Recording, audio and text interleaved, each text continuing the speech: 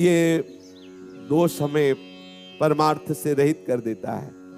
तो सुना तुमने, वो ऐसा ऐसा ऐसा चुगली करना, ये चुगली करना।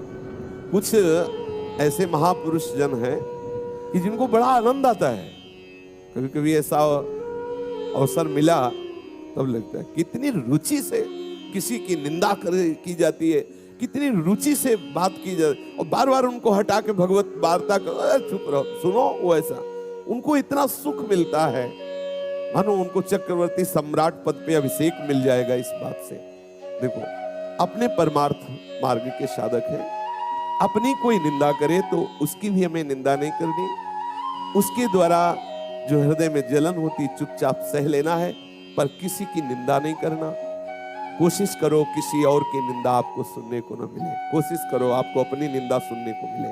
कोई निंदा कर रहा है तो आप कान को कहो सुनो, क्योंकि अब जलेगा हृदय ना, और जब हृदय जलेगा तो फिर सही हो जाएगा। अगर अपनी निंदा हो रही तो कान में उंगली मत डालना, जरूर सुनना, लेकिन जब किसी की निंदा होने लगे तो कान में उंगली डाल लेना। जब अपनी प्रशंसा होने लगे तो कान में उंगली डाल लेना, जब दूसरे की प्रशंसा हो रही तो उंगली हटा लेना। तो अंदर तुम्हें पता चलेगा कि क्या है तुम्हारी स्थिति। दूसरे की प्रशंसा सुनकर आनंदित होना, ये हमारे साधुता के मार्ग में लाभदायक है। अपनी प्रशंसा सुनकर के हृदय में सकुचाहट आ जाना, मैं अधम, ये कैसा, यह है परमार्थ का स्वरूप। अपनी निंदा सुनकर के आनंदित होला, देखो प्रभु ये ठीक कह रहे, ऐसा ही मैं हूं। दूसरे की निंदा जब बात हो तो कान में उंगली डाल लो, नहीं नहीं हमें नहीं सुनना। बोलना तो है ही नहीं किसी के विषय में, पर चर्चा ही हमें दोष से युक्त कर देती है। भगवत चर्चा छूटी, जहां किसी की चर्चा तहां कोई न कोई अपराध बन जाएगा, वाणी का अपराध बन जाएगा, हम निंदा कर बैठेंगे। ये दूसरे की बातें देखी सुनी चुगली करना है, बिल्कुल ठीक नहीं है। एक दूसरे के विषय में वार्ता करना परमार्थ के हानि की बात है। जब एक दूसरे मिले तो बोधयंता परस्परम, भगवत चर्चा करें। श्री स्वामिनी जी के रूप गुण का, उनकी लीला का, उनके हास परिहास का वर्णन करके हम अपने मन को निर्मल करें, आह्लादित करें। ये चुगली करना ठीक नहीं है। शास्त्र आदेश करता है कि ये जो चुगली करने का स्वभाव, इसे छोड़ो, क्योंकि इसके छोड़ने से आपका हृदय निर्मल होगा। ये वो सद्गुण हैं जो भगवान को अधीन कर लेते हैं। हमें किसी के विषय में नहीं बोलना, यहां तक कि अपने को सता रहा हो तो धर्म कहता है कि उसका भी परिचय मत बताओ। ये बड़ा सूक्ष्म विषय धर्म का है। जब धर्म स्वरूप बैल को जब परीक्षित जी ने देखा कि उसके चरण टूट गए हैं, तीनों एक चरण से चल रहा है और एक पुरुष प्रहार भी कर रहा है, पूछा बैल से जो धर्म रूप में था कि आपको दंड कौन दे रहा है? तो बोले इसका ठीक निर्णय नहीं किया जा सकता कि कौन दंड दे रहा है। जैसे जैसे वार्ता हुई परीक्षित जी समझ गए ये धर्म है, क्योंकि ये धर्म कहता है कि अपने को भी जो सता रहा है उसका भी परिचय न बताए, क्योंकि वो कोई न कोई मेरा कर्म ही है जो उसको प्रेरित करके आया है और मुझे दुख दे रहा है। वो बेचारा तो निमित्त मात्र है, वो थोड़ी हमें दुख दे रहा है। कोई न कोई कर्म, को न काहू के दुख सुख कर दाता, निज कृत कर्म भोग सुन भाता।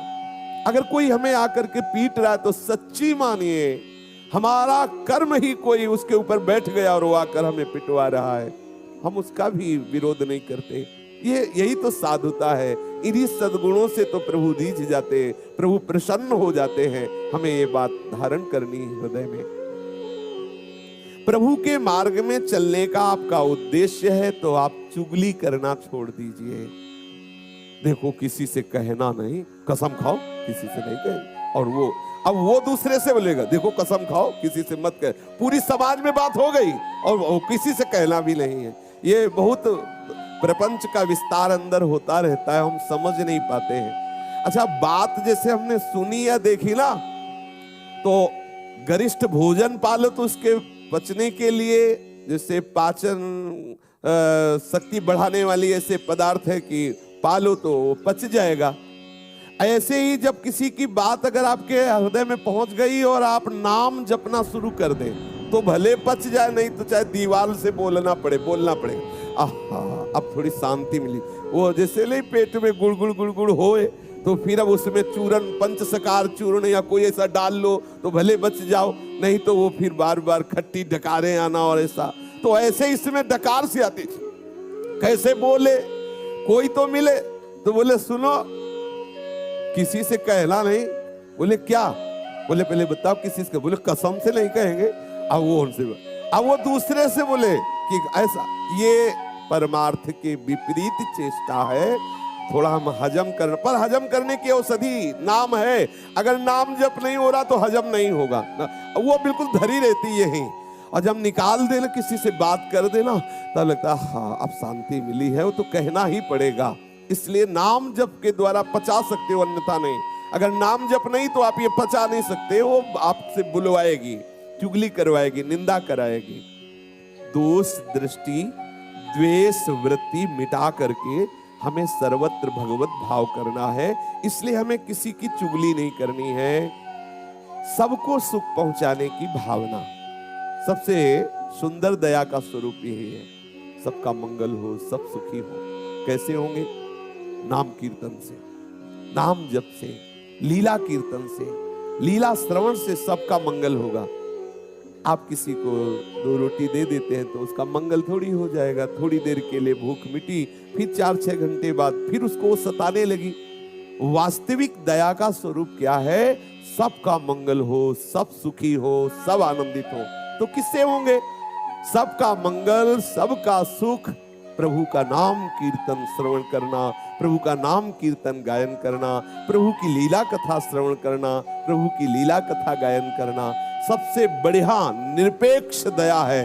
जब कहीं कोई आपको मिले तो उसको सुख प्रदान करने की भावना से आप भगवत चर्चा कीजिए, भगवान नाम कीर्तन करने की प्रेरणा दीजिए, भगवान नाम जपने की प्रेरणा। ये सबसे बड़ी दया है। नाम सुकृत धन अपनी जीवन, ये हमारा जीवन है। राधा नाम हमारा जीवन है, हमारा प्राण है, सबसे बड़ा धन है, परम धन है। अब हम किसी को राधा नाम सुना रहे, राधा नाम कीर्तन कर रहे, राधा नाम जपने की प्रेरणा करें, ये सबसे बड़ा सुख है, उसको दिया जा रहा है। क्यों? इसमें फंसोगे नहीं, फंसोगे नहीं। अपने आराध्य देव का नाम कीर्तन। अगर कहीं अन्य भावना करके अन्य दया करना शुरू किया तो फंसने के चांस है। सबसे हित की भावना, सर्वभूत हिते रताः। कैसे हित होगा? केवल किसी को थोड़ी औषधि दे दी, थोड़ा भोजन दे दिया, वस्त्र दे दिया दया करके, तो ये कोई खास दया नहीं हुई। सदा मंगल होता रहे। यदि उसके नाम रूप लीला धाम में कहीं भी रुचि हम पैदा कर पाए संग के द्वारा, ये बहुत बड़ी दया हो गई, ये बहुत बड़ा हित हो गया, उसका बहुत बड़ा मंगल हो गया। ये हृदय में विचार कीजिए। सर्वभूत हिते रताः कैसे होगा? भगवान नाम से होगा, भगवत लीला गुणगान से, भगवत रूप चिंतन से होगा। कोई भूला हुआ जीव यदि भगवान नाम जपने लगे, उसका मंगल हो गया। उसके शरीर से ऐसे परमाणु निकलेंगे, जहां वो रहेगा वो आसपास वातावरण मंगलमय होने लगेगा। अगर एक आदमी दुराचारी है, गंदे आचरण करता है, तो जिस मोहल्ले में रहता है वो पूरा मोहल्ला दूषित हो जाता है। उसके वातावरण से वो सब दुखी होने लगते हैं। एक महात्मा जहां रहता है तो वो क्षेत्र आनंदमय होने लगता है, क्योंकि उसका प्रभाव सबके पाप का नाश करके आनंद प्रदान करता है। इसलिए सच्ची दया अपने ऊपर और सबके ऊपर यही है कि खूब भगवान नाम कीर्तन किया जाए, भगवान नाम जप किया जाए, भगवत लीला गायन श्रवण किया जाए। भगवान दया समुद्र है। सभी को शुद्ध करने के लिए देखो भगवान अवतार धारण करते हैं। सभी को शुद्ध करने के लिए भगवान लीलाएं करते हैं। भगवान विविध नाम रूप लीला इसीलिए प्रकाशित करते, सबका मंगल हो। कभी कभी प्रतिकूल लीलाएं करके, जैसे प्रभु आवेश में रोष में दिखाई दे रहे हैं और दिव्यास्त्रों के द्वारा वो संहार लीला करते नजर आ रहे हैं। बड़ी दया है इसमें। जिस पद को बड़े बड़े योगी जन योग साधना से प्राप्त करने की चेष्टा करते रहते हैं, उसी पद को प्रभु रोष में आकर के उन असुरों को प्रदान कर देते हैं जो भगवत विरोधी हैं। जैसे प्रभु की दया का स्वरूप है सबका मंगल करना, ऐसे ही भक्त की दया का स्वरूप है सबका मंगल करना। संत महात्माओं की दया समस्त भूले हुए प्राणियों को भगवान नाम रूप लीला धाम में लगाना है।